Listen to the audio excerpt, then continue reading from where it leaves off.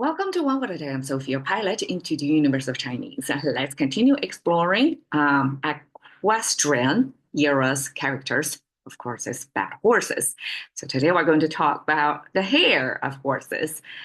We have an English word for that, mane, and in Chinese we call it 鬃. And you can see simplified Chinese and traditional Chinese, they look the same, complicated. And actually, this is a contemporary rendering of it that comes with the hair, long hair. This is long hair. Stripes means kind of decorative. Patterns, reoccurring patterns. And then the bottom is the kind of a lineage icon in there. That's probably give you the sound of it. And the 2000 years ago's script language character, you have the horse there. I mean, then that give you the clue that we're talking about something about a horse. The right side, though, is an interesting character. That's the first time I ever seen in my 4+ years. The top means danger. Can you see the cross over there? I'm not sure if this is kind of universal. Like when humans, we see the cross sign, because at least in English, Chinese, both we see icons about a cross means something you need to step back a little bit. Yeah, actually the whole thing, the right side means pausing, means holding your step because you're entering into a danger zone. So the way Chinese express danger is we have this concave shape, U shape, right? With a cross in it. And visually simplify. I mean, simply is about a trap underground.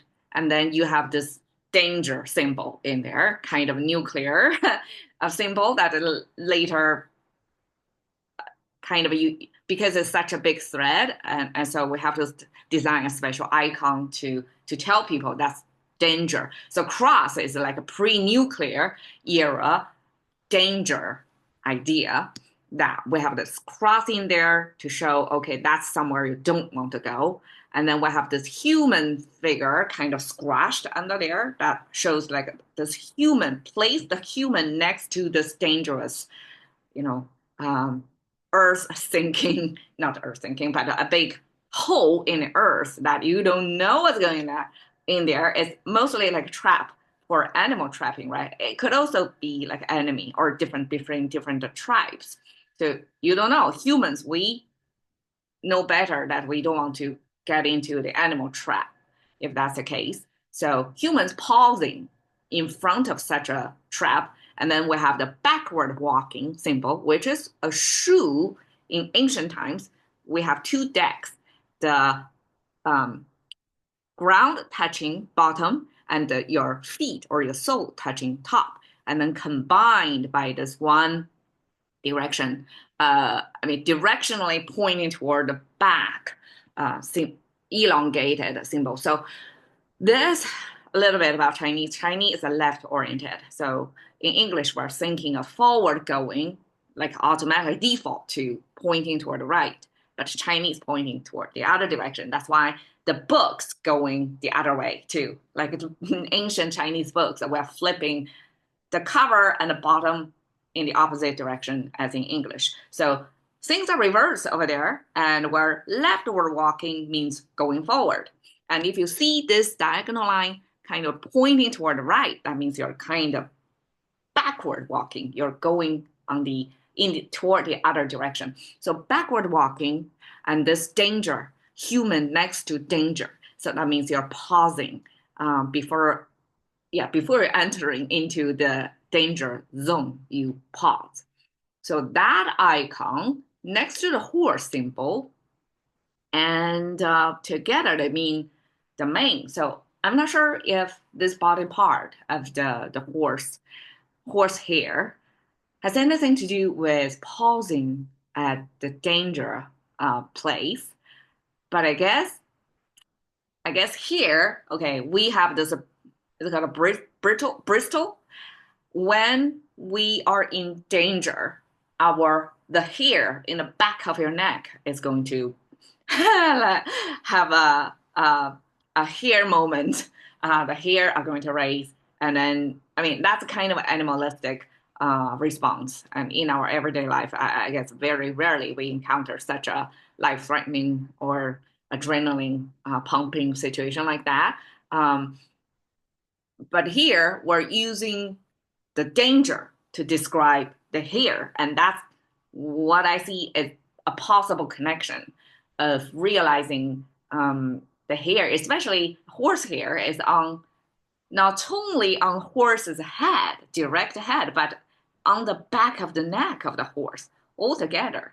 And that's if humans associate that with hair on the neck instead of just on the head, and then that neck hair probably has this danger association.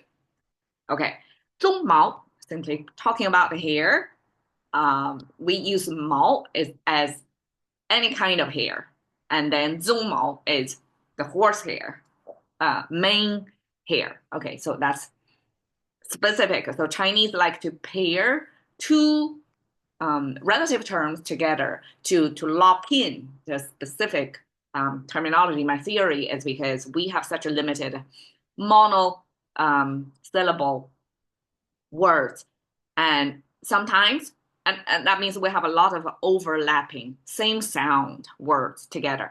And to make sure we can communicate verbally when we only hear the sound without seeing the characters you use. Sometimes you use this double lock mechanism to say the same meaning twice to make sure you get it. Because if you use individual word, it can point to all kinds of directions. But if you have this multi-direction pointer thing connected, and they are kind of forming this mutual context, and then you have a better chance of getting that meaning correct, even if there are cases of even the double sound of something can mean two different things, right? Okay, 棕刷. Here, I mean, I don't ever come across this expression simply because horse is really not part of my life. So this is probably the cowboys probably know better. Mane comb. So apparently the manes on the horse is long as it's ample, right? So we just like a human hair, when we get longer, it gets tangled. So combing and a special comb developed for that purpose. So mane comb is this 棕刷, 红棕烈马. Okay, this is a language characterization of what kind of horse would you consider 烈马? 烈马 means almost like untamable or hard to tame. The horses who refuse to be ridden on. So you would have a harder time to be able to tame that horse. So that's what's considered a 烈马. We also have to have a 烈女, like a woman you're hard to get access to. Women who refuse to be settled, right? To be married or confined. So these are more free-spirited horses or women who refuse. Okay, I guess 烈女 in Chinese context, if we're talking about a woman paired with this fierce, this concept actually, a little bit digression, is about women who refuse to be raped at the cost of their own life. So in the case of they cannot fight it, they will kill themselves first before they get contaminated. So that's, I guess, culturally respected. I'm not sure if it's promoted, but that's a category of women who refuse to, who refuse to be taken advantage against their will. They'd rather go die. All right, so that's 烈女, 烈马, in a similar way that horses refuse to be domesticated, to be ridden on. They are free running animals. And so that's considered 烈马. And 红棕 is the characterization of those with red color manes on their hair would be considered as would be more likely to be such free-spirited, fierce horse. Right. So here is a close-up view is highly stylized horse. If there is a horse hair advertising, this look like a commercial for that shampoo for the horse or something like that. So that's 棕. All right. Thank you for your time. See you another.